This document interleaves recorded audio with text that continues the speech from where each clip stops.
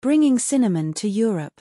Cinnamon is a sweet, fragrant spice produced from the inner bark of trees of the genus Cinnamomum, which is native to the Indian subcontinent. It was known in biblical times, and is mentioned in several books of the Bible, both as an ingredient that was mixed with oils for anointing people's bodies, and also as a token indicating friendship among lovers and friends. In ancient Rome, mourners attending funerals burnt cinnamon to create a pleasant scent. Most often, however, the spice found its primary use as an additive to food and drink. In the Middle Ages, Europeans who could afford the spice used it to flavor food, particularly meat, and to impress those around them with their ability to purchase an expensive condiment from the exotic East. At a banquet, a host would offer guests a plate with various spices piled upon it as a sign of the wealth at his or her disposal. At a banquet, a host would offer guests a plate with various spices piled upon it as a sign of the wealth at his or her disposal. Toward the end of the Middle Ages, the European middle classes began to desire the lifestyle of the elite, including their consumption of spices. This led to a growth in demand for cinnamon and other spices. At that time, cinnamon was transported by Arab merchants, who closely guarded the secret of the source of the spice from potential rivals. They took it from India, where it was grown, on camels via an overland route to the Mediterranean. Their journey ended when they reached Alexandria. European traders sailed there to purchase their supply of cinnamon, then brought it back to Venice. The spice then traveled from that great trading city to markets all around Europe. Because the overland trade route allowed for only small quantities of the spice to reach Europe, and because Venice had a virtual monopoly of the trade, the Venetians could set the price of cinnamon exorbitantly high. These prices, coupled with the increasing demand, spurred the search for new routes to Asia by Europeans eager to take part in the spice trade. Seeking the high profits promised by the cinnamon market, Portuguese traders arrived on the island of Ceylon in the Indian Ocean toward the end of the 15th century. Before Europeans arrived on the island, the state had organized the cultivation of cinnamon. People belonging to the ethnic group called the Salagama would peel the bark off young shoots of the cinnamon plant in the rainy season, when the wet bark was more pliable.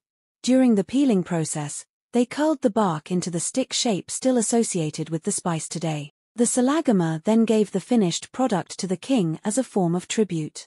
When the Portuguese arrived, they needed to increase production significantly, and so enslaved many other members of the Ceylonese native population, forcing them to work in cinnamon harvesting.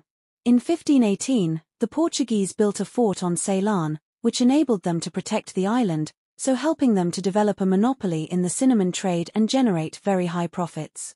In the late 16th century, for example, they enjoyed a tenfold profit when shipping cinnamon over a journey of 8 days from Ceylon to India.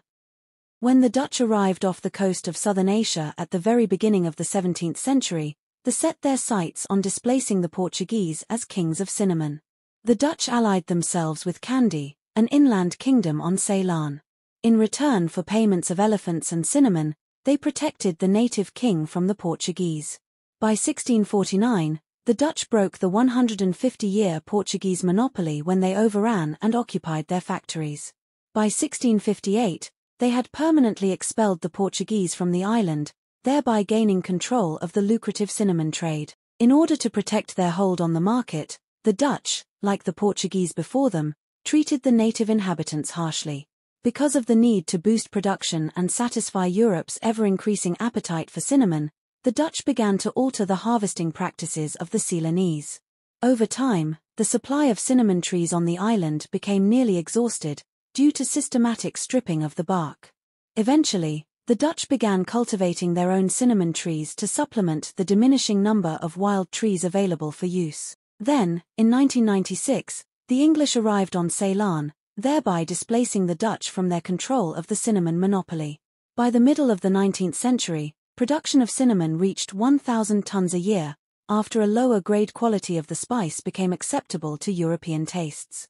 By that time, cinnamon was being grown in other parts of the Indian Ocean region and in the West Indies, Brazil, and Guyana. Not only was a monopoly of cinnamon becoming impossible, but the spice trade overall was diminishing in economic potential, and was eventually superseded by the rise of trade in coffee, tea, chocolate, and sugar.